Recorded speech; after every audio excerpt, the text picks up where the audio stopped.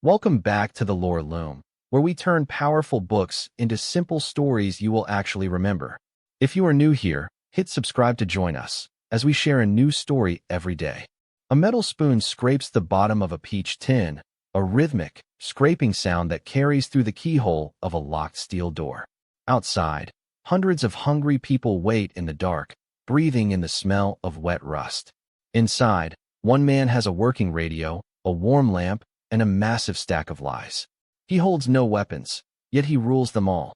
Vance tilted the tin and let the thick, warm peach syrup drip onto his tongue. He swallowed it in one large gulp.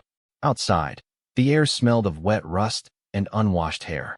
He could hear the muffled, angry voices of the pump workers arguing over a leaking pipe, their boots splashing in the shallow puddle. The bunker was a concrete tomb with a failing pulse. Black grease leaked from the ceiling valves, landing with a soft hiss on the hot radiator pipes. Two groups claimed the remaining scraps of survival down here: the hydro workers who ran the pumps, and the scrappers who tore down old machines for spare parts. They hated each other, but they both needed Vance. He was independent. Behind 3 inches of solid, cold steel, Vance had a bed, dry boots, and a working stove. The people outside believed he was their only link to a living world up on the surface. They brought him their finest scraps just to hear him say that someone up there was listening. 3 sharp metallic bangs shook the door. Vance quickly hid his empty tin under his cot and slid open the small viewing slot. Gar stood in the dim light, scraping grease from under his fingernails with a flattened copper nail, his eyes bloodshot and desperate. Gar pushed a small tin plate through the narrow slide. On it lay 3 small cellar mushrooms, salted with gray grit. He asked if the sky people had answered his radio call. Vance took the mushrooms, chewing one raw as he listened, his face completely blank. Vance lied with practiced ease. He told Gar that the surface team trusted only the pump crew, but they needed 50 feet of copper wire to calibrate the rescue signal. Gar nodded eagerly, pocketed his copper nail, and ran back down the dark corridor to strip the generator lines.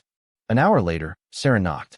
She was the scrappers' leader, a woman who carried a tiny pocket knife that she constantly clicked open and shut with a sharp click-clack. She slid her offering through the slot, 3 tough strips of dried kelp that smelled strongly of old salt.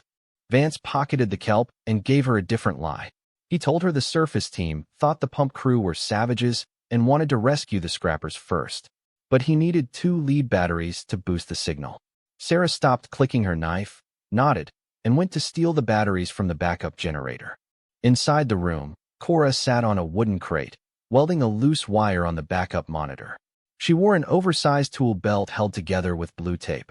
She watched him stack the kelp and mushrooms next to his private mountain of canned goods, biting her lip until a tiny bead of blood appeared. Cora asked him to let her look at the incoming signals. She told him that families downstairs were boiling their work boots just to have hot leather soup. Vance laughed.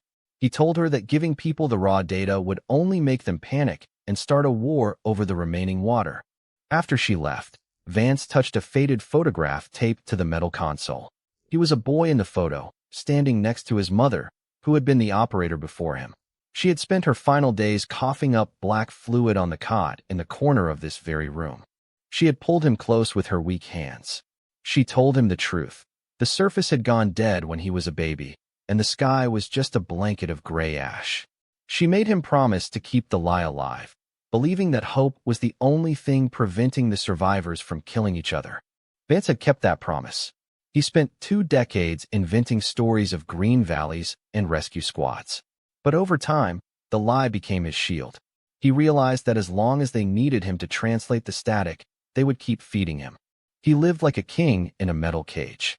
He kept the 2 factions locked in a constant race. He told the pump crew the surface praised their hard work, and told the scrappers the surface wanted them to keep watch on the pumps. He traded imaginary hope for real food. Then, the floor shuddered. A deep, metal-on-metal groan rattled Vance's coffee mug, and the yellow overhead lights flickered and died. A red emergency bulb spun to life, splashing the steel walls with a bloody light. The steady hum of the air fans died. The air grew hot and thick. In the corridors, screaming echoed through the vents as the main air scrubber ground to a halt. They had 12 hours before the carbon dioxide rose and choked them all in their sleep. A desperate crowd gathered outside Vance's door. Gar and Sarah stood side by side, gasping for shallow breaths in the stagnant heat, their old hatred temporarily frozen by the sheer physical need to breathe. They beat on the steel with heavy wrenches, demanding the rescue coordinates in 3 hours. Vance panicked. He grabbed a newly opened tin of peaches from his desk and crammed a large, whole slice into his mouth, barely chewing as he tried to swallow it down. He needed one last lie to save his skin, or they would tear him to pieces.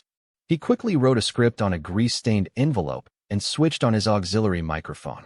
He unlocked the heavy steel door just enough to slide the silver metal neck of the mic through the gap. He took a breath and spoke to the angry crowd. He told them the surface team had arrived at the hatch, but their sensors had detected weapons inside the bunker.